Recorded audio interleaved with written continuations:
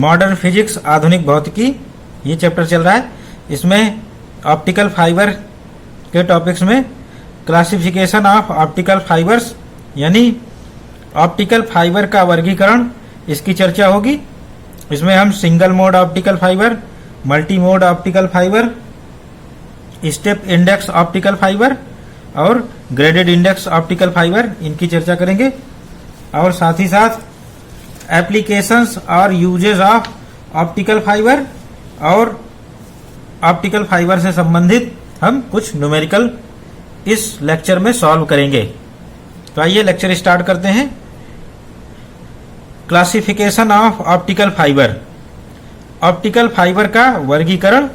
तो इसको हम कई आधार पर बांट सकते हैं। अकॉर्डिंग टू मोड, यानी मोड के आधार पर number of mode travelling in our optical fibre.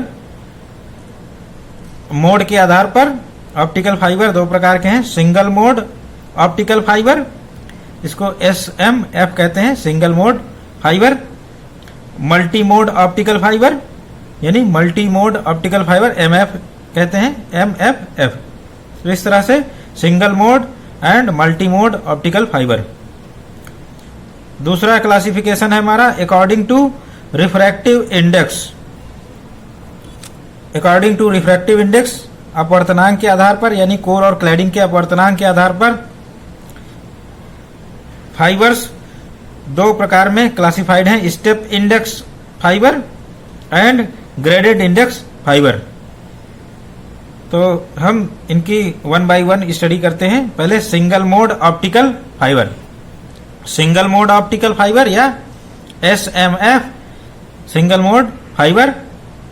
Single mode fibres are used in optical sensors. Single mode optical fibres are used in optical sensors, यानी ऑप्टिकल सेंसर्स के लिए single mode optical fibre का उपयोग किया जाता है। In single mode fibre light travels in straight line path and this path is along longitudinal axis of core. In this single mode of fiber, light travels in straight line path and the path is along axis of core. Single mode optical fibre में प्रकाश की किरण सीधी रेखा में चलती है। तो प्रकाश की किरण सीधी रेखा में चलती है सिंगल मोड ऑप्टिकल फाइबर में, और यह पथ प्रकाश के कोर के अनुदैर्ध्य अक्ष यानी कोर की जो अक्ष है उसके समांतर या उसकी दिशा में होता है।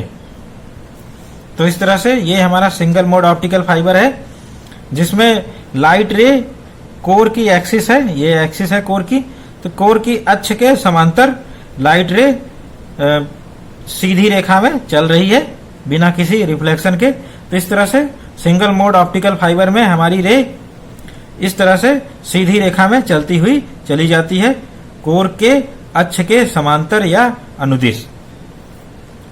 Single mode fibre is constructed in such A way, our single mode fiber is constructed in such way that light waves can get only one path to travel in core.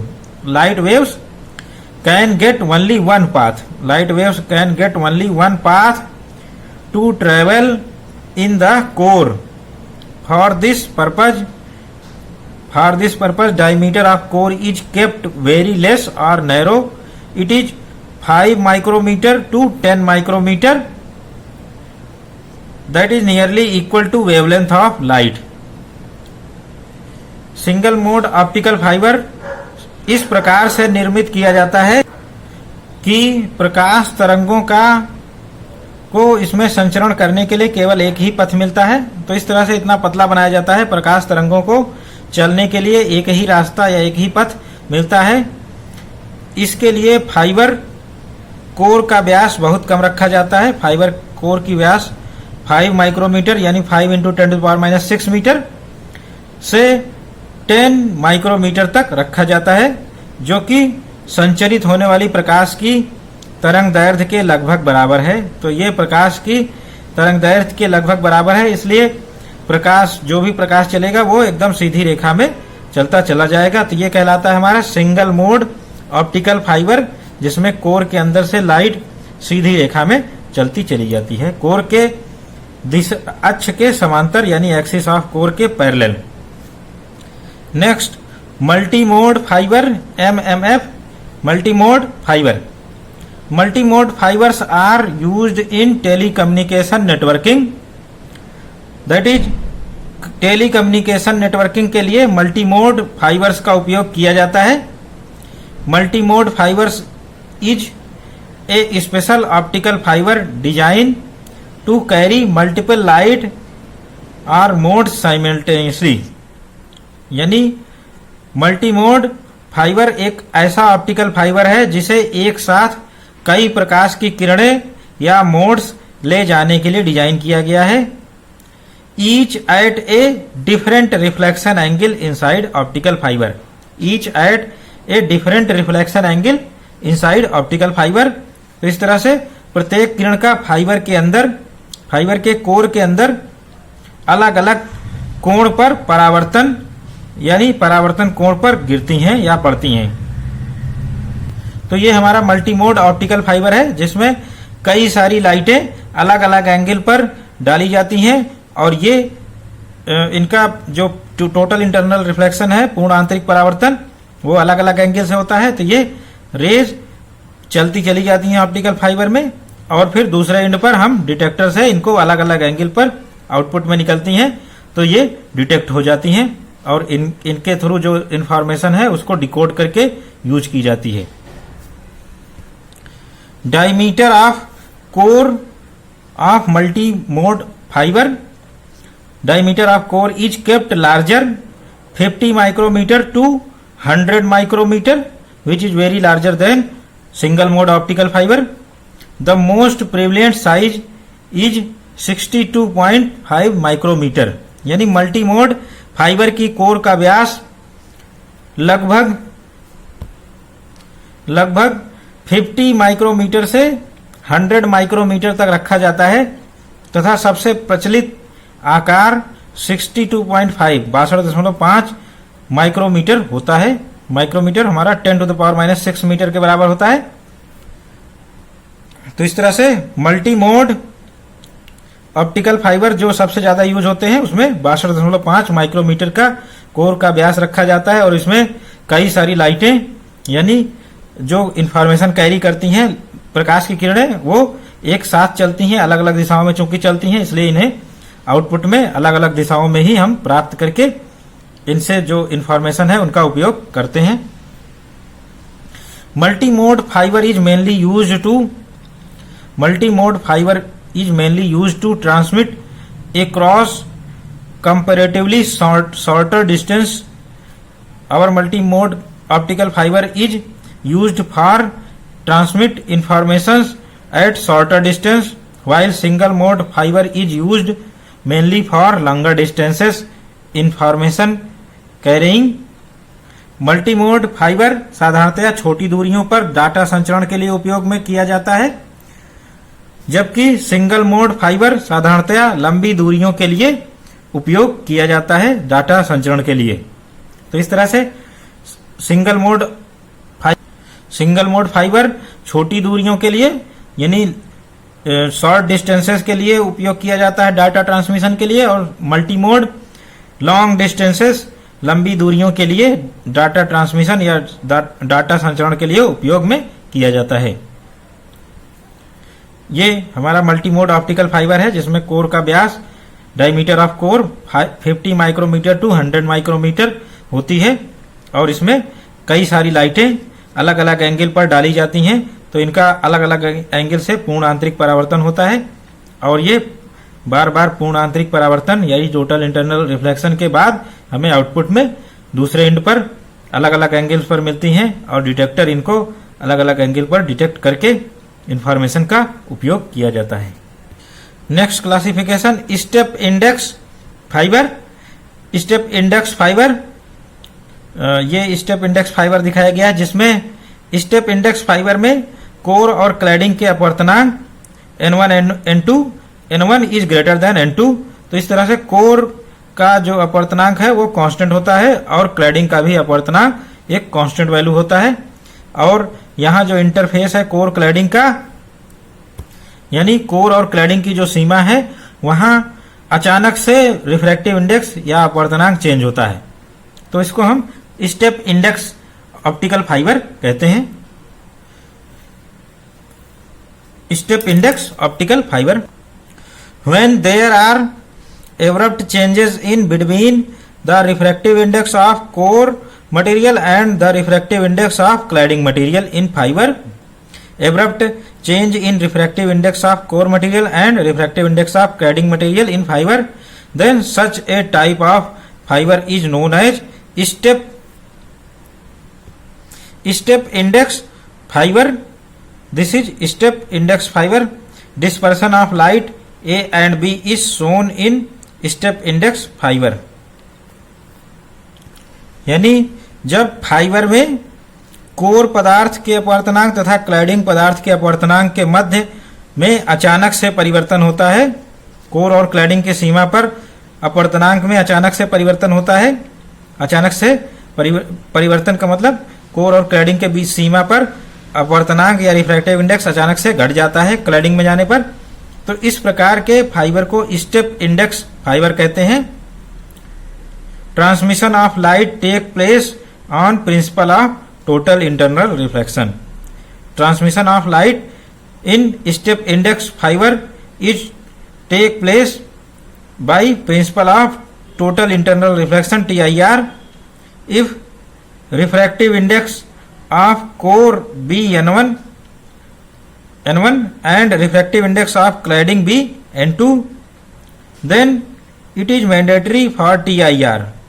Then it is mandatory for occurring TIR N1 is greater than N2 and phi C critical angle is equal to sin inverse N2 upon N1, where phi C is critical angle between incident ray and core boundary. यानी प्रकाश संचरण पूर्ण आंतरिक परावर्तन के सिद्धांत पर होता है। तो स्टेप इंडेक्स फाइबर में प्रकाश का संचरण पूर्ण आंतरिक परावर्तन के सिद्धांत पर होता है। कोर का अपवर्तनांक N1 तथा क्लैडिंग का अपवर्तनांक N2 है, तब पूर्ण आंतरिक परावर्तन के लिए, टोटल इंटरनल रिफ्लेक्शन के लिए N1 should be greater than N2, यानी कोर का अपवर्तनांक क्लैडिंग के अपवर्तनांक से ज्यादा होना चाहिए, और साथ ही साथ critical angle phi C equal to sine inverse N2 upon N1, यानी फाई C क्या है, आपतित किरण एवं कोर बाउंड्री के मध्य क्रांतिक कोण है। Light wave A travels comparatively longer path than light B because of which it is deformed.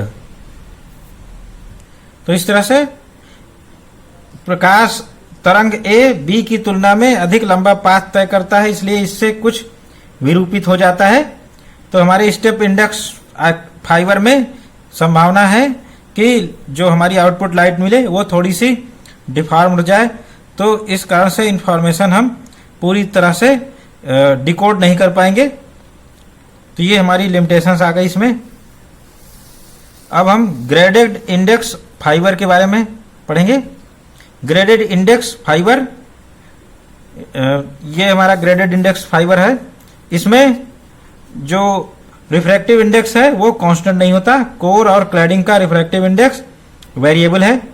Core का रिफ्रैक्टिव इंडेक्स मैक्सिमम होता है कोर के एक्सिस पर, कोर के एक्सिस के दोनों ओर इसका रिफ्रैक्टिव इंडेक्स लगातार घटता है। तो कोर के एक्सिस पर रिफ्रैक्टिव इंडेक्स सबसे ज्यादा होता है, और फिर लगातार किसी भी दिशा में जाए तो वो रिफ्रैक्टिव इंडेक्स की वैल्यू घटती रहती है, और क्लैडिंग में आने के बाद फिर ये और घटती है। इस तरह से कोर और क्लैडिंग का रिफ्रैक्टिव इंडेक्स फिक्स नहीं है, वो डिस्टेंस बढ़ने के साथ साथ लगातार घटता रहता है। तो इस तरह का जो ऑप्टिकल फाइबर होता है इसको ग्रेडेड इंडेक्स ऑप्टिकल फाइबर कहते हैं। इसमें कोर और क्लैडिंग का रिफ्रैक्टिव इंडेक्स हम जैसे जैसे एक्सिस से दूर जाएंगे, यानी कोर की अक्ष से दूर जाएंगे, रिफ्रैक्टिव इंडेक्स का मान धीरे धीरे घटता रहेगा। तो ये कहलाता है हमारा step graded index optical fibre. In optical fibre, when refractive index of core decreased by moving from central axis or axis of core towards side walls, यानी जब ऑप्टिकल फाइबर में कोर का अपवर्तनांक केंद्रीय अक्ष या एक्सिस ऑफ कोर के अक्ष से किनारे तक जाने पर धीरे धीरे घटता जाता है, then such type of fiber is known as graded index fiber. The difference from core to side refractive index is almost 1%. यानी जब ऑप्टिकल फाइबर में कोर का अपवर्तनांक केंद्रीय अक्ष से किनारे साइड वॉल तक जाने में धीरे धीरे घटता जाता है, तो इस प्रकार का फाइबर ग्रेडेड इंडेक्स फाइबर कहलाता है। और कोर से किनारे तक अपवर्तनांक में यह अंतर केवल 1% होता है या लगभग 1% ही होता है। तो इस तरह से अपवर्तनांक जो घट रहा है वो बहुत माइन्यूट वैल्यू से घट रहा है और ये लगभग 1% तक ही घटता है। Distortion in signals are reduced by graded index fibre. Distortions in signal are reduced by using graded index fibre. तो लाइट वेव में जो डिस्टॉर्शंस होते हैं उनको हम रिड्यूस कर सकते हैं by using graded index fibre. This fibre can be considered as series of several layers. Graded index fibre is considered as series of several layers in which change is noticed in form of decreasing order moving from core to cladding। यानी graded index fibre का उपयोग signal में विरूपण के उपयोग से signal में विरूपण कम हो जाता है। यानी जो हमारा सिग्नल पहले सिंगल मोड इसमें स्टेप इंडेक्स ऑप्टिकल फाइबर में डिस्टॉर्टेड हो जाता था, यहाँ पर उसका शेप डिस्टॉर्टेड नहीं हो रहा है। ग्रेडेड इंडेक्स ऑप्टिकल फाइबर का यह फायदा है। इस फाइबर को अनेकों परतों की एक श्रेणी के समान समझा जा सकता है। तो ये ऑप्टिकल फाइबर हमारा ग्रेडेड इंडेक्स अनेक परतों की एक श्रेणी के समान समझा जा सकता है, जिसमें प्रत्येक परत की बाउंड्री पर अपवर्तन में तथा कोर से क्लैडिंग की तरफ घटते हुए क्रम में परिवर्तन होता है।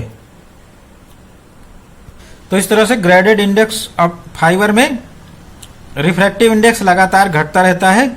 इस कारण से बाउंड्री पर अपवर्तनांक में कोर से क्लैडिंग की तरफ घटते हुए क्रम में परिवर्तन होता है। तो अपवर्तनांक कोर से क्लैडिंग की ओर घटते हुए क्रम में परिवर्तित होता है। When light passes through various boundary sources in graded index fiber, then light is refracted at every boundary and in last TIR of light beam occurs। तो इस तरह से जब प्रकाश विभिन्न बाउंड्री स्रोतों से गुजरता है तो उसका प्रत्येक बाउंड्री पर अपवर्तन होता है और अंत में प्रकाश की किरण का पूर्ण आंतरिक परावर्तन यानी TIR हो जाता है। ए parabolic path is obtained from it for travelling of light. तो इस तरह से एक पैराबोलिक पाथ ऑब्टेन्ड हो जाता है, प्राप्त हो जाता है, जिसमें शुरू में रिफ्लेक्शंस होते हैं, फिर बाद में टोटल इंटरनल रिफ्लेक्शन पूर्ण आंतरिक परावर्तन, और इस तरह से जो रे का पाथ है वो पैराबोलिक पाथ हो जाता है। तो इससे प्रकाश गमन के लिए एक परवलयाकार पथ प्राप्त होता है। These waves travel at a faster pace or speed in outer parts in comparison to middle part of core। यानी ये जो प्रकाश की तरंगे हैं फाइबर के बाहर भाग में चलने वाली तरंगे अपेक्षाकृत कम अपवर्तनांक के पदार्थ में चलती हैं। तो यहाँ पर कोर का अपवर्तनांक काफी कम होता है, सेंटर की अपेक्षा कम होता है। तो इसलिए जो लाइट इधर पहुंचेगी वो ज़्यादा स्पीड से चलेगी। अपवर्तनांक का मान कम होने से लाइट की स्पीड वेलोसिटी बढ़ जाती है।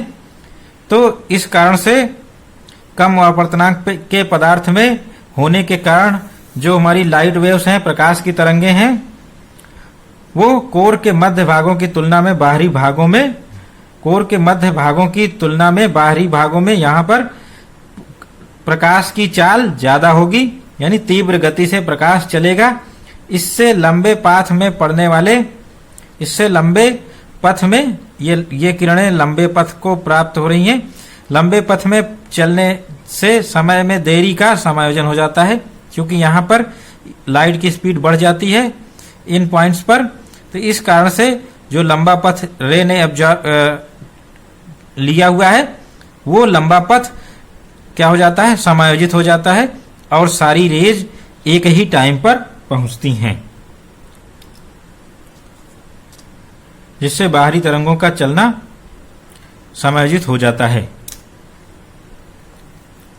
यूज ऑफ ऑप्टिकल फाइबर के उपयोग। यूज ऑफ ऑप्टिकल फाइबर एक बहुत इमर्जिंग टेक्नोलॉजी है जो कि आजकल वाइडली यूज की जाती है हर एक फील्ड में। Optical fibre is used quality controlled, medical control and metrology and remote sensing. यानी ऑप्टिकल फाइबर का उपयोग गुणवत्ता नियंत्रण, चिकित्सीय नियंत्रण, मेट्रोलॉजी एंड रिमोट सेंसिंग में किया जाता है। Second application, it is used in measurement of electric current, voltage, electrical and magnetic field and measurement related to light. तो इस तरह से ऑप्टिकल फाइबर का उपयोग विद्युत धारा, विद्युत विभव तथा चुंबकीय क्षेत्र आदि के मापन में, प्रकाश से संबंधित मापनों में किया जाता है। थर्ड, इन मेडिकल फील्ड, चिकित्सा क्षेत्र में optical fibre is commonly used in laparoscopy surgery of stomach and internal part of stomach can be seen by entering optical fibre in stomach. यानी ऑप्टिकल फाइबर का सामान्यतः उपयोग पेट की लेप्रोस्कोपी सर्जरी में किया जाता है। इस सर्जरी में ऑप्टिकल फाइबर को पेट में डालकर पेट के अंदर के हिस्से को का इमेज देखा जा सकता है। और for treatment of stone laser beam is guided inside the body with the help of optical fibre. यानी पथरी का जो लेजर विधि से ऑपरेशन होता है या इलाज होता है, उसमें पथरी के इलाज के लिए लेजर बीम को ऑप्टिकल फाइबर की सहायता से शरीर के अंदर प्रवेश कराते हैं। नेक्स्ट एप्लीकेशन, इन सेंसर्स, यानी सेंसर्स में optical fibres is used in optical sensors. Optical sensors are made with the help of optical fibre. यानी ऑप्टिकल फाइबर की सहायता से ऑप्टिकल सेंसर्स बनाए जाते हैं जो कि प्रकाश को, यानी लाइट सिग्नल को इलेक्ट्रिक सिग्नल में कन्वर्ट करते हैं। यानी प्रकाश को विद्युत सिग्नल में कन्वर्ट करने के लिए हम ऑप्टिकल सेंसर्स का प्रयोग करते हैं। यानी ये ऑप्टिकल सेंसर्स प्रकाश को पहचानते हैं, प्रकाश को की विवेचना करते हैं। तो ये ऑप्टिकल सेंसर्स बहुत सारी स्टडीज में उपयोगी होते हैं। Next application of optical fibre is in networking. Networking में optical fibre is used to connect several computer systems and in transmission of information. यानी ऑप्टिकल फाइबर का प्रयोग कंप्यूटर सिस्टम को जोड़ने में तथा सूचनाएं भेजने के लिए किया जाता है। Sixth application, in telecommunication. Telecommunication में optical fibres are being used nowadays instead of copper wire in telecommunication. Telecommunication में तांबे की तारों के स्थान पर ऑप्टिकल फाइबर का उपयोग किया जाता है और ऑप्टिकल फाइबर में हम प्रकाश को भेजकर सूचनाओं को एक स्थान से दूसरे स्थान तक भेजते हैं। प्रकाश में सूचनाएं इनकोड करते हैं और फिर ऑप्टिकल फाइबर के थ्रू ये सूचनाएं हजारों किलोमीटर तक जाती हैं और फिर वहां पर डिकोड कर लिया जाता है। तो इस तरह से ऑप्टिकल फाइबर हमारा टेली कम्युनिकेशन में बहुत उपयोगी है। टेली कम्युनिकेशन ऑप्टिकल फाइबर्स की सहायता से ही सारा कुछ इसमें वर्क अधिकतर किया जाता है, जिसमें सूचनाओं को एक स्थान से दूसरे स्थान तक भेजने के लिए हम ऑप्टिकल फाइबर्स की मदद लेते हैं। इस चैप्टर यानी ऑप्टिकल फाइबर से संबंधित कुछ न्यूमेरिकल सॉल्व करते हैं। न्यूमेरिकल्स हिंदी और इंग्लिश दोनों लैंग्वेज में कराए जाएंगे। पहले इंग्लिश लैंग्वेज में कराए जाते हैं। पहला example, critical angle of transparent medium with respect to air is 45 degree Celsius 45 degree. Find value velocity of light in this medium. C is 3 × 10⁸ metre per second. यानी क्रिटिकल एंगल के कोई पारदर्शी माध्यम है जिसमें क्रांतिक कोण वायु के रेस्पेक्ट में 45 डिग्री है। तो हमें इस माध्यम में यानी इस पारदर्शी माध्यम में प्रकाश की चाल ज्ञात करनी है। प्रकाश की चाल ज्ञात करने के लिए हमें प्रकाश की पहले मीडियम की रिफ्रैक्टिव इंडेक्स की जरूरत पड़ेगी। तो रिफ्रैक्टिव इंडेक्स निकालने के लिए हम क्रिटिकल एंगल का उपयोग करेंगे। φc = 45 डिग्री 45 डिग्री हमारा क्रिटिकल एंगल है। और हम जानते हैं refractive index of medium AN1 ANM A air है, M मीडियम है। तो ANM = sin IC या φc जो भी लिखना चाहे। तो हम इसकी वैल्यू 45 डिग्री रखेंगे क्रिटिकल एंगल की 1/sin 45 डिग्री। sin 45 1/√2 तो ये √2 हो गया। इस तरह से। और हम जानते हैं रिफ्रैक्टिव इंडेक्स किसके बराबर होता है, velocity of light in vacuum जिसको C से लिखते हैं, और upon velocity of light in medium यानी प्रकाश की निर्वात में चाल बटे प्रकाश की माध्यम में चाल। ये रिफ्रैक्टिव इंडेक्स मीडियम का होता है। किसी माध्यम का अपवर्तनांक प्रकाश की निर्वात में चाल बटे माध्यम में प्रकाश की चाल। तो माध्यम में प्रकाश की चाल निकालनी है, इसको निकाल लेंगे। रिफ्रैक्टिव इंडेक्स √2 है। तो फिर वैल्यूज रख के हम इसको कैलकुलेट कर लेंगे। कैलकुलेट करने पर वेलोसिटी √2 टाइम्स डिक्रीज हो जाएगी, यानी 2.12 × 10⁸ मीटर पर सेकेंड। माइन्यूट सा वेलोसिटी में परिवर्तन आया। Next example, ray of light enters A rectangular block of refractive index √3। तो ये हमारा रेक्टेंगुलर ब्लॉक हो गया। इसमें इसका रिफ्रैक्टिव इंडेक्स √3 है और इसमें लाइट ट्रेवल कर रही है। Angle of incidence is 60 degree, यानी 60 डिग्री पर लाइट कोई डाली गई 60 अंश के कोण पर और ये रिफ्रैक्ट हुई। दिस रे comes out after travelling 5 centimetre inside the block. यानी ब्लॉक के अंदर ये 5 सेंटीमीटर की दूरी तय करने के बाद बाहर आ गई। तो ये डिस्टेंस 5 सेंटीमीटर हो गई हमारी। What is perpendicular distance between incident and emergent rays. यानी जो इंसिडेंट रे है और इमर्जेंट रेज है इनके बीच की परपेंडिकुलर डिस्टेंस क्या होगी। तो ये इंसिडेंट रे हमारी हो गई। अगर इसको हम आगे बढ़ाएं तो इंसिडेंट रे हो गई और इमर्जेंट रे इधर से निकली।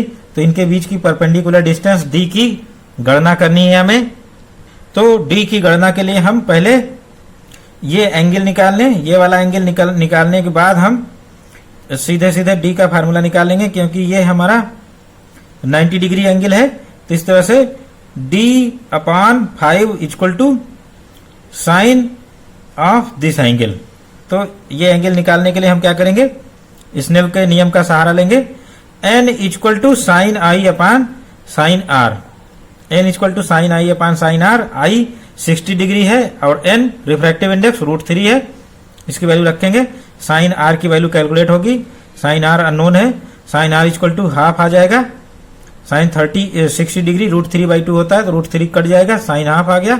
साइन हाफ का मतलब साइन 30 डिग्री, हाफ का मतलब साइन 30 डिग्री, और फिर R की वैल्यू हम 30 डिग्री ये कैलकुलेट कर लिए हैं।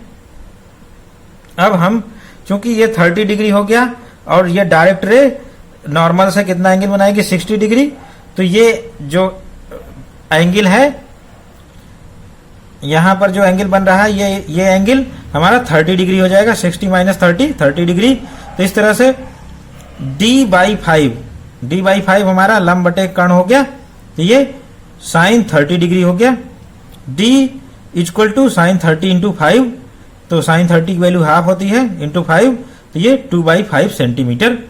ये डिस्टेंस दोनों रेज के बीच में, यानी डायरेक्ट रे और रिफ्रैक्टेड रे, इनके बीच की पैरेलल डिस्टेंस हमारी 2.5 सेंटीमीटर। ये सॉल्व हो गया।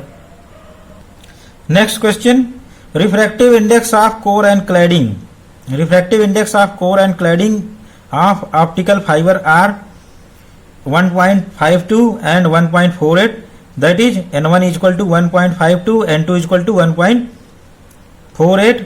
फाइंड इट्स न्यूमेरिकल अपर्चर, यानी न्यूमेरिकल अपर्चर अंक छिद्र का मान ज्ञात करना है।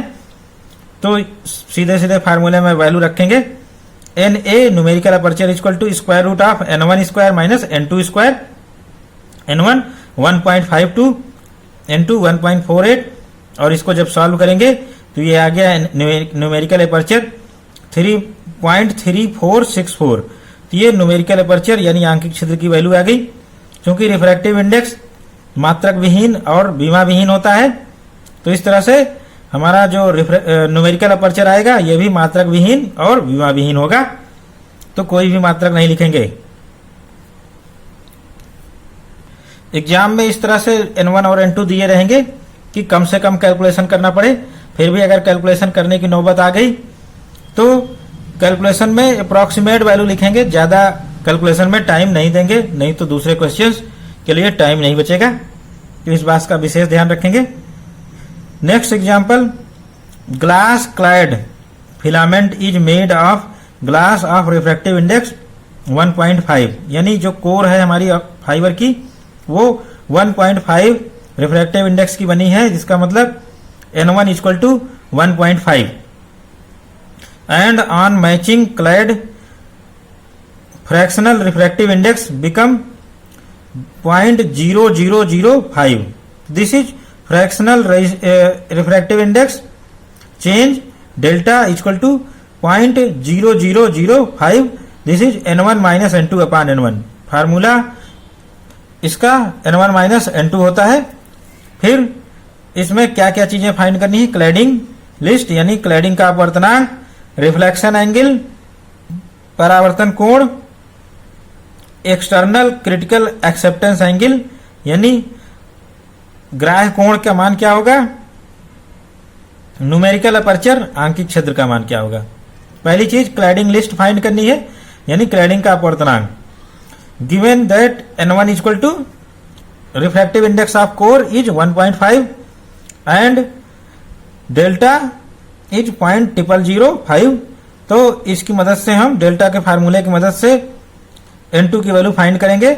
Delta is n1 minus n2 upon n1, delta की वैल्यू रखेंगे 0.005 और n1 की वैल्यू रखेंगे 1.5 माइनस n2 अपान 1.5। इसमें n1 ही अननोन है, इसको यहाँ मल्टीप्लाई किया और फिर n2 की वैल्यू फाइंड कर लेंगे। तो 1.5 माइनस 1.5 इंटू 0.005 और ये n2 की वैल्यू आ गई 1.49925। इसको 1.5 नहीं लिखेंगे, नहीं तो दोनों का सेम हो जाएगा, तो इस वैल्यू को हमें लिखना ही पड़ेगा। 1.4993 इतना लिख सकते हैं, 25 की जगह हम 3 लिख सकते हैं, और इससे ज्यादा हमें इसको शॉर्ट नहीं करेंगे या राउंड ऑफ नहीं करेंगे। नेक्स्ट क्वांटिटी इसमें फाइंड करनी थी रिफ्लेक्शन एंगल, यानी क्रिटिकल एंगल कितने पर रिफ्लेक्शन हो रहा है, हमारा total internal reflection critical angle phi c find करना है, जिसकी value sine phi c equal to n2 upon n1। n2 की वैल्यू यहां पर है और n1 की वैल्यू 1.5 है, तो इनकी वैल्यू रख देंगे, साइन इनवर्स ले लेंगे, हमारा ये क्रिटिकल एंगल फाइंड हो जाएगा। तो इस तरह से phi c equal to sine inverse n2 upon n1, n2 की वैल्यू 1.44925 अपान n1 1.5 और ये आएगा साइन इनवर्स 0.9995 और ये लगभग 82.2 डिग्री एंगल आ गया, क्रिटिकल एंगल हमारा। फिर next acceptance angle theta zero find करना है। एक्सेप्टेंस एंगल का formula theta zero equal to sine inverse square root of n1 square minus n2 square. n0 को हम 1 ले लेंगे, n0 की वैल्यू जहां नहीं दी रहेगी वहां 1 ले लेंगे और जहां दी रहेगी वहां वो वैल्यू रखेंगे।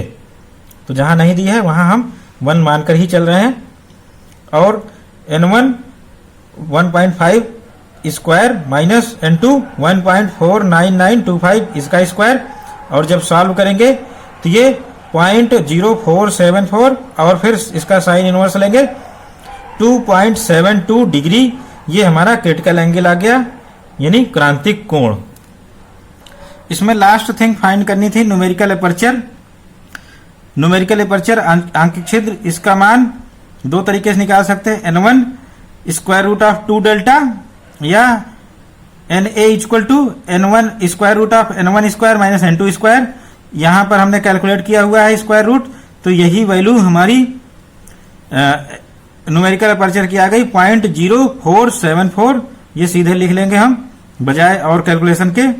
तो यहां पर ये हमारा numerical aperture n1 square minus n2 square का स्क्वायर रूट, तो ये आ गया 0.0474। तो इसमें हम दोबारा से इस फार्मूले में वैल्यू रख के कैलकुलेशन करने की आवश्यकता नहीं है, सीधे सीधे यहीं से कैलकुलेटेड वैल्यू ले लेंगे। न्यूमेरिकल एपर्चर आंकिक छिद्र का मान ज्ञात हो जाएगा।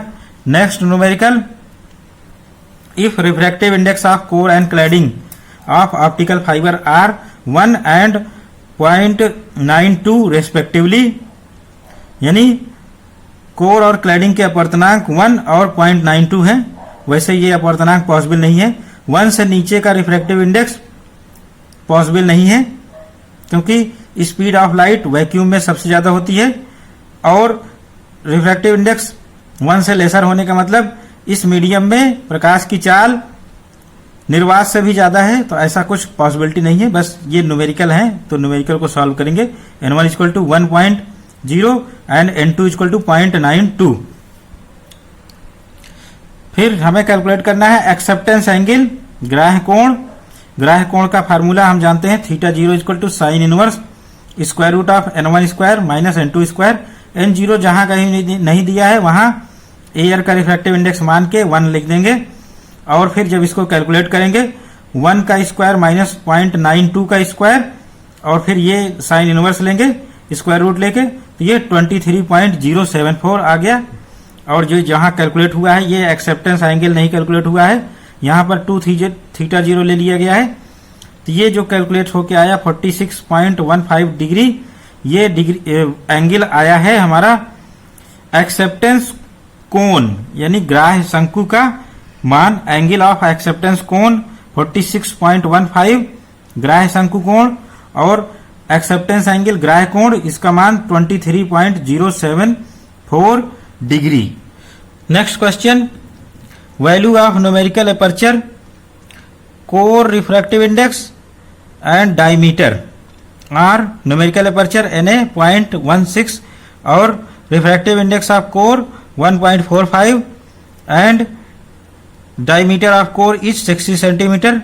Find the general frequency of filament when light of 9.9 micrometer wavelength is transmitted. यानी एक को ऑप्टिकल फाइबर है जिसका न्यूमेरिकल एपर्चर यानी आंकिक छिद्र 0.16 है और रिफ्रैक्टिव इंडेक्स ऑफ कोर यानी कोर का अपवर्तनांक 1.45 है और कोर का व्यास 60 सेंटीमीटर है और इसमें जो लाइट ट्रेवल हो रही है उसकी तरंग दैर्घ्य 0.9 माइक्रोमीटर है। तो इसमें फाइंड करना है फ्रीक्वेंसी ऑफ फिलामेंट। हमारे ऑप्टिकल फाइबर की जो फिलामेंट होती है जनरल फ्रीक्वेंसी वो वी नंबर से दी जाती है, तो वी नंबर हम फाइंड करेंगे। Na 0.16, N1 1.45, diameter of core is 60 centimetre यानी 0.6 मीटर, लैम्डा जीरो यानी प्रयुक्त प्रकाश की तरंग दैर्घ्य 0.9 micrometre, 9 into 10⁻⁻7 metre. V number v equal to pi D upon lambda zero, 2 pi r था तो 2 को हमने यहाँ डायमीटर में ऑब्जर्व कर लिया है। तो इस तरह से 2 आर हमारा डी हो गया, तो pi D upon lambda zero square root of n1 square minus n2 square. Numerical aperture सीधे दिया हुआ है, इसकी वैल्यू 0.16 लिख लेंगे, और पाई डी 3.14 इंटू डी 0.6 और लेमडा जीरो 9 इंटू 10⁻⁻7। तो इसको जब सॉल्व करेंगे तो ये v नंबर हमारा आ गया 3.35 इंटू 10⁵। ये जस्ट एक संख्या आएगा क्योंकि ये डायमेंशनलेस है, यूनिटलेस हमारा न्यूमेरिकल अपर्चर है, और d अपान लेमडा जीरो ये भी यूनिटलेस हो गया। तो इस तरह से v नंबर हमारा एक संख्या है और ये मात्रक विहीन और डायमेंशन विहीन यानी dimensionless. Next example, refractive index of core in optical fiber is 1.5 and refractive index of material of layer above core is that is cladding 1.48. Value of critical angle between core and cladding, यानी refractive index दिया है optical fibre की core का refractive index 1.5 है, cladding का refractive index 1.48 है। Critical angle find करना है किसके लिए, कोर और क्लैडिंग के लिए, जो लेयर है उसके लिए हमारा critical angle sine theta c equal to n2 upon n1 इस फार्मूले से हम लगाएंगे। Theta c equal to sine inverse n2 upon n1, n2 1.48, n1 1.5, और जब इसको सॉल्व करेंगे साइन इनवर्स लेंगे, ये आएगा 80.6 डिग्रीज। ये हमारा आ गया क्रिटिकल एंगल, क्रांतिक कोण। अब हिंदी में न्यूमेरिकल्स कुछ देख लेते हैं। प्रकाश की किरण वायु से कांच में प्रवेश करती है, तो वायु से कांच में यानी विरल माध्यम से सघन माध्यम में रेयर टू डेंसर प्रवेश कर रही है। वायु के सापेक्ष कांच का अपवर्तनांक 3/2 यानी 3/2 है। तो कांच का अपवर्तनांक यानी रिफ्रैक्टिव इंडेक्स ऑफ ग्लास 3.2 है विथ रेस्पेक्ट टू एयर। यदि अपवर्तनांक कोण r अपवर्तन कोण का मान 20 डिग्री है तो आपतन कोण का मान ज्ञात कीजिए। तो ये स्नेल्स लॉ से लगेगा। Refractive index of glass ANG या A mu g equal to sine I upon sine R की वैल्यू दी हुई है 20 डिग्री, और रिफ्रैक्टिव इंडेक्स दिया हुआ है 3/2। I की वैल्यू अननोन है, तो इंसिडेंट एंगल निकाल लेंगे सीधे सीधे, और I equal to sine inverse 1.5 into 0.34, और इसकी वैल्यू जब कैलकुलेट करेंगे तो ये आएगा 3.66 डिग्री। तो ये आंसर हमारा आ गया, इंसिडेंट एंगल इज 30.66 डिग्री। तो ये लगभग 30 डिग्री के आसपास आ गया। नेक्स्ट एग्जांपल देखते हैं। 590 नैनोमीटर का एक वर्णीय प्रकाश, 590 नैनोमीटर, नैनो का मतलब 10⁻⁹ मीटर। 590 नैनोमीटर का एक वर्णीय प्रकाश वायु से जल पर आपतित होता है, तो वायु से जल में आता है। यदि वायु के सापेक्ष जल का अपवर्तनांक 4/3 है, तो रिफ्रैक्टिव इंडेक्स ऑफ वाटर यानी जल का अपवर्तनांक 4/3 है, तो ज्ञात कीजिए। अपवर्तित किरण की आवृत्ति यानी रिफ्रैक्टेड रे की फ्रीक्वेंसी, चाल, वेलोसिटी, तरंगदैर्घ्य, वेवलेंथ। तो पहले हम फ्रीक्वेंसी ज्ञात करते हैं। Frequency lambda nu equal to c होता है, तो न्यू यानी frequency equal to c by lambda. Frequency हम निकाल लेंगे, सी की वैल्यू 3 इंटू 10⁸ होती है, लैम्डा 590 नैनोमीटर। 590 नैनोमीटर को हम मीटर में बदलेंगे तो ये 10⁻⁹ से मल्टीप्लाई हो जाएगा, और ये फ्रीक्वेंसी आई हमारी 5.08 इंटू 10⁻14 हर्ट्ज। तो 5.08 इंटू 10⁻14 हर्ट्ज आ गया हमारा आंसर। हमें निकालना था अपवर्तित किरण यानी रिफ्रैक्टेड रे की फ्रीक्वेंसी। प्रकाश के अपवर्तन में आवृत्ति परिवर्तित नहीं होती है, तो रिफ्रैक्शन में नो चेंज इन फ्रीक्वेंसी। तो इससे हम फ्रीक्वेंसी हमारी वही आएगी 5.08 इंटू 10⁻14 हर्ट्ज ही रहेगी फ्रीक्वेंसी रिफ्रैक्शन में। हम जानते हैं नेक्स्ट स्पीड निकालनी है हमारी वाटर में। वाटर में स्पीड लाइट की निकालने के लिए हम रिफ्रैक्टिव इंडेक्स वाले फार्मूले का सहारा लेंगे। Refractive index of water equal to speed of light in air upon speed of light in water, c upon v। v की वैल्यू हमें निकालनी है, c हमें मालूम है, तो v की वैल्यू हम निकाल लेंगे 2.25 इंटू 10⁸ मीटर पर सेकेंड। अब हमें निकालना है रिफ्रैक्टेड रे का तरंग दैर्घ्य क्या होगा, यानी अपवर्तित किरण का तरंग दैर्घ्य क्या होगा।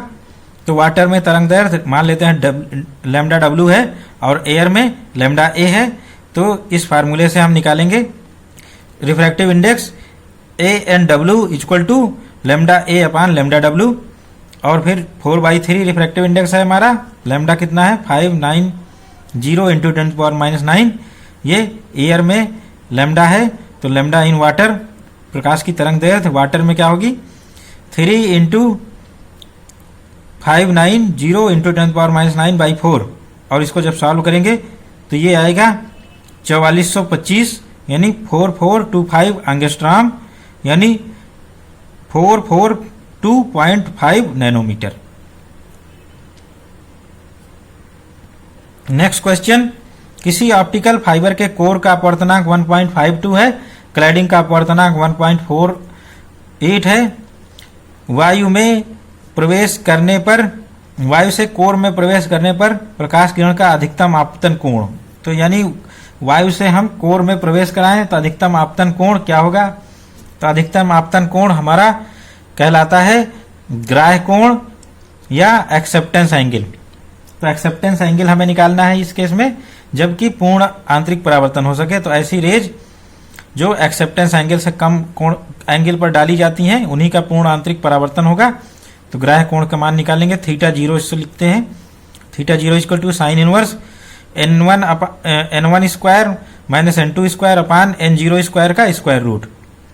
तो n0 को हम 1 ले लेंगे, क्योंकि वायु से किरण हमारी कोर में प्रवेश हो रही है, तो वायु का रिफ्रैक्टिव इंडेक्स 1 होता है। तो यहाँ पर वैल्यूज पुट करेंगे, n1 1.52 का होल स्क्वायर, n2 1.48 इसका होल स्क्वायर, और फिर जब इसको सॉल्व करेंगे तो ये हमारा आएगा 20.27 डिग्री। ये हमारा आ गया एक्सेप्टेंस एंगल यानी अधिकतम ग्राह्य कोण। नेक्स्ट एग्जांपल, ऑप्टिकल फाइबर के कोर तथा क्लैडिंग के अपवर्तनांक 1.50 यानी n1 equal to 1.5 and n2 equal to 1.48 ज्ञात कीजिए। कोर और क्लैडिंग के मध्य क्रांतिक कोण, critical angle between core and cladding, acceptance angle ग्राह्य कोण, इसका मान ज्ञात करना है। तो कोर और क्लैडिंग के अपवर्तनांक हम दिए हुए हैं यहाँ पर n1 और n2, और हमें निकालना है क्रिटिकल एंगल θc या φc equal to sine inverse n2 upon n1। इस फार्मूले में n2 1.48 n1 1.50 ये वैल्यूज पुट करेंगे तो ये आएगा φc इक्वल टू 80.63 डिग्रीज। ये हमारा क्रिटिकल एंगल यानी क्रांतिक कोण की वैल्यू प्राप्त हो गई। अब हम एक्सेप्टेंस एंगल यानी ग्राह्य कोण की वैल्यू निकालेंगे। ग्राह्य कोण का formula θ0 equal to sine inverse square root of n1 square minus n2 square. ये जो ब्रैकेट में टर्म है स्क्वायर रूट के साथ, ये न्यूमेरिकल एपर्चर है, तो न्यूमेरिकल एपर्चर अगर पूछेगा तो इसी को निकाल देंगे हम। तो इसमें हम वैल्यूज रखेंगे, n1 1.5 का स्क्वायर हो जाएगा यहाँ पर, n2 1.48, और जब वैल्यूज रखेंगे तो हमारा ये सॉल्व होके ये चूंकि 2θ0 निकाल दिया इन्होंने, 2θ0 निकालने की जरूरत नहीं है, θ0 की ही वैल्यू निकालनी है। ये 14.13 आएगा हमारा जो ये एंगल है θ0 इक्वल टू 14.13 डिग्री। ये ग्राह्य कोण आ गया, एक्सेप्टेंस एंगल, और जो एक्सेप्टेंस कोण है, एक्सेप्टेंस कोण यानी ग्राह्य शंकु जस्ट डबल होता है, इसको θa से लिखते हैं, θa इक्वल टू 2θ0 कर देंगे तो ये 28.26 डिग्री हमारा ग्राह्य शंकु आ गया। एंगल ऑफ एक्सेप्टेंस कोण यानी ग्राह्य शंकु का कोण ये वैल्यू जो आ रही है 28.26, ये एंगल ऑफ ग्राह्य एक्सेप्टेंस कोण यानी ग्राह्य शंकु की वैल्यू आ गई, और ये एक्सेप्टेंस एंगल यानी ग्राह्य कोण की वैल्यू आ गई 14.13। तो स्टूडेंट्स ध्यान रखेंगे, एक्सेप्टेंस एंगल थीटा 0 होता है और एक्सेप्टेंस कोण का जो एंगल होता है थीटा ए, वो थीटा 0 का डबल होता है। तो जब एक्सेप्टेंस कोण निकालने यानी एक्सेप्टेंस एंगल निकालने की बारी आएगी तो थीटा 0 निकालेंगे।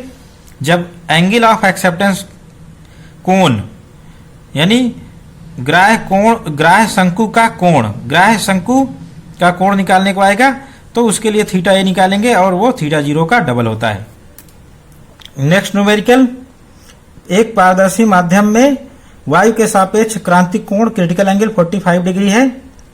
इस माध्यम में प्रकाश की चाल की गणना करनी है। क्रांतिक कोण दिया है, पहले हम रिफ्रैक्टिव इंडेक्स निकालेंगे उस माध्यम का, पारदर्शी माध्यम का, अपवर्तनांक, और फिर प्रकाश की चाल उस माध्यम में निकालेंगे। तो रिफ्रैक्टिव इंडेक्स दिया हुआ है निकालना है 45 डिग्री क्रांतिक कोण क्रिटिकल एंगल दिया हुआ है। तो refractive index of medium A mu M या A N M equal to 1 upon sine I C या फाई सी, तो 1 अपान साइन 45 √2 हो गया। तो इस तरह से रिफ्रैक्टिव इंडेक्स हमारा √2 आ गया। और रिफ्रैक्टिव इंडेक्स का दूसरा फार्मूला क्या होता है, light of speed in free space यानी निर्वात में प्रकाश की चाल बटे माध्यम में प्रकाश की चाल। तो माध्यम में प्रकाश की चाल ही निकालनी है, इसकी वैल्यू हम निकाल लेंगे। रिफ्रैक्टिव इंडेक्स की वैल्यू √2 है और सॉल्व करेंगे 2.12 इंटू 10⁻⁻8 मीटर पर सेकेंड। तो माध्यम में प्रकाश की चाल, ये आ गया आंसर। नेक्स्ट क्वेश्चन, प्रकाश की किरण सघन माध्यम से चलती हुई विरल माध्यम में प्रवेश करती है। तो ये प्रकाश की किरण है, ये डेंसर मीडियम से रेयरर मीडियम में जा रही है। यदि आपतन कोण क्रांतिक कोण के बराबर है यानी क्रिटिकल एंगल से इंसिडेंट हो रही है, क्रिटिकल एंगल से इंसिडेंट होने पर क्या होगा, जो रिफ्रैक्टेड एंगल होगा वो 90 डिग्री होगा। तो ये 90 डिग्री से हमारी रे अपवर्तित हो रही है। तो किरण का विचलन ज्ञात कीजिए, यानी हमारी जो रे है इससे कितना डेविएट हुई ये निकालना है। डेविएशन क्या हो गया, ये डायरेक्ट रे है और इससे ये डेल्टा एंगल झुक गई। डेल्टा एंगल झुकने के लिए हम इस एंगल को निकालेंगे, क्योंकि ये दोनों एंगल सी हो गए और ये पूरा एंगल 90 डिग्री है। तो ये जो एंगल रेस्ट एंगल आएगा वो 90 माइनस सी आ गया। तो इस तरह से 90 माइनस सी हमारा डेविएशन या विचलन कहलाता है, विचलन कोण। तो हमारी रे ओरिजिनल पाथ जो कि सीधे जाती उससे कितना डेविएट होके आगे गई है, ये कहलाता है विचलन या डेविएशन। नेक्स्ट क्वेश्चन, माध्यम ए में प्रकाश की चाल 2 इंटू 10⁸ मीटर पर सेकंड है और माध्यम बी में प्रकाश की चाल 2.5 इंटू 10⁸ मीटर पर सेकंड है। किरण ए से बी में प्रवेश करती है। तो इस तरह से ये डेंसर मीडियम होगा और ये रेयरर मीडियम होगा। इसमें किरण ए से बी में प्रवेश कर रही है। क्रांतिक कोण की गणना करनी है। क्रांतिक कोण क्या है, इसके लिए हम पहले रिफ्रैक्टिव इंडेक्स निकालेंगे, अपवर्तनांक और अपवर्तनांक निकाल के हम क्रिटिकल एंगल की वैल्यू ज्ञात कर लेंगे। तो अपवर्तनांक निकालने के लिए हम मीडियम बी का रिफ्रैक्टिव इंडेक्स निकालेंगे। तो मीडियम बी का रिफ्रैक्टिव इंडेक्स और A N B equal to V A upon V B. तो ये हमारा बी का रिफ्रैक्टिव इंडेक्स आएगा। वी ए हमारा क्या है 2 इंटू 10⁸ और वी बी क्या है, माध्यम बी में वेलोसिटी 2.5 इंटू 10⁸। तो इस तरह से रिफ्रैक्टिव इंडेक्स 4/5 आ गया। ये किसका आ गया, मीडियम बी का। तो रिफ्रैक्टिव इंडेक्स साइन आई अपॉन साइन 90, ये क्रिटिकल एंगल के लिए वे वैल्यू होती है sine I C upon sine 90 degree equal to refractive index of medium B with respect to medium A. B का अपवर्तनांक किसके, ए माध्यम ए के सापेक्ष, ये वैल्यू आएगी हमारी 4.5 हमने कैलकुलेट कर रखी है, 0.8 यहां रखेंगे। तो साइन 91 हो गया। Sine inverse I C equal to यानी फाई सी इक्वल टू, चाहे आई सी लिखें चाहे phi c, sine inverse equal to 0.8 sine inverse 0.8 और इसकी वैल्यू 53.1। तो इस तरह से क्रांतिक कोण की वैल्यू ज्ञात हो गई। क्रांतिक कोण की वैल्यू ज्ञात करने के लिए हम पहले रिफ्रैक्टिव इंडेक्स निकालेंगे, सेकंड मीडियम का रिफ्रैक्टिव इंडेक्स निकालेंगे। तो सेकंड मीडियम का refractive index with first medium VA/VB, और इसको कैलकुलेट करके हम सीधे सीधे ये क्रांतिक कोण की वैल्यू कैलकुलेट कर लेंगे। नेक्स्ट क्वेश्चन, निर्वात में चलती हुई किरण म्यू अपवर्तनांक वाले माध्यम में प्रवेश करती है। तो एक रे वैक्यूम से म्यू रिफ्रैक्टिव इंडेक्स वाले मीडियम में प्रवेश करती है यदि आपतन कोण का मान अपवर्तन कोण का दुगना हो। Incident angle is double of refracted angle. Then आपतन कोण का मान ज्ञात कीजिए। इंसिडेंट एंगल क्या होगा? तो हम स्नेल के लॉ से, स्नेल के नियम से sine I upon sine R equal to mu या एन, इस वैल्यू इसमें रखेंगे। आर की वैल्यू क्या है? आर की वैल्यू आधी है इंसिडेंट एंगल के। तो इंसिडेंट एंगल निकालनी है तो आर को रिप्लेस करेंगे I/2 से, sine I upon sine I/2 equal to mu. I को हम ब्रेक करेंगे, I sine into 2 into I/2, sine 2 into I/2, और फिर साइन 2 थीटा से हम जानते हैं 2 साइन थीटा कॉस थीटा, इससे हम रिप्लेस कर देंगे 2 sine I/2 into cos I/2 upon sine I/2 equal to mu. तो साइन I/2 कैंसिल हो गया, cos I/2 equal to mu by 2, ये वाला 2 इधर आएगा नीचे, तो म्यू बाई 2 हो गया। और फिर आई की value 2 cos inverse mu by 2, ये हमारा आपतन कोण या इंसिडेंट एंगल आ गया। नेक्स्ट क्वेश्चन, जब प्रकाश की किरण एक माध्यम से दूसरे माध्यम में प्रवेश करती है तब प्रकाश की तरंग दैर्घ्य 4000 एंगस्ट्रॉम से 5000 एंगस्ट्रॉम में परिवर्तित हो जाती है। दोनों माध्यम के युग्म के लिए क्रांतिक कोण ज्ञात कीजिए। तो दो माध्यम दिए गए हैं जिसमें प्रकाश 4000 एंगस्ट्रॉम से पहुंचते हुए जब आगे चलती है तो 5000 एंगस्ट्रॉम में बदल जाती है। तो दोनों माध्यम के लिए क्रांतिक कोण यानी क्रिटिकल एंगल की गणना करनी है। रिफ्रैक्टिव इंडेक्स निकालेंगे। रिफ्रैक्टिव इंडेक्स का फार्मूला V1/V2 यानी माध्यम 2 का अपवर्तनांक विथ रेस्पेक्ट टू माध्यम 1। Refractive index of medium 2 with respect to 1 equal to V1/V2 यानी न्यू लैम्डा 1 या n lambda 1 upon n lambda 2। हम जानते हैं अपवर्तन में n चेंज नहीं होता फ्रीक्वेंसी, तो n से n कट जाएगा या न्यू से न्यू कट जाएगा। ये न्यू है सिंबल, न्यू या n दोनों फ्रीक्वेंसी के लिए यूज होते हैं। लैम्डा 1 अपान लैम्डा 2, ये वैल्यूज हम रख देंगे। लैम्डा 1 4000 एंगस्ट्रॉम, लैम्डा 2 5000 एंगस्ट्रॉम, ये 4/5 यानी 0.8 आ गया। रिफ्रैक्टिव इंडेक्स का मान ज्ञात हो गया तो हम क्रिटिकल एंगल की वैल्यू ज्ञात कर सकते हैं। Sine IC upon sine 90 degree equal to 1 mu 2 या 1 n2 जो भी लिखना चाहें। साइन IC की वैल्यू 0.8 क्योंकि साइन 90 डिग्री 1 हो गया। IC equal to sine inverse 0.8, ये 53.1 डिग्री हमारा आंसर आ गया।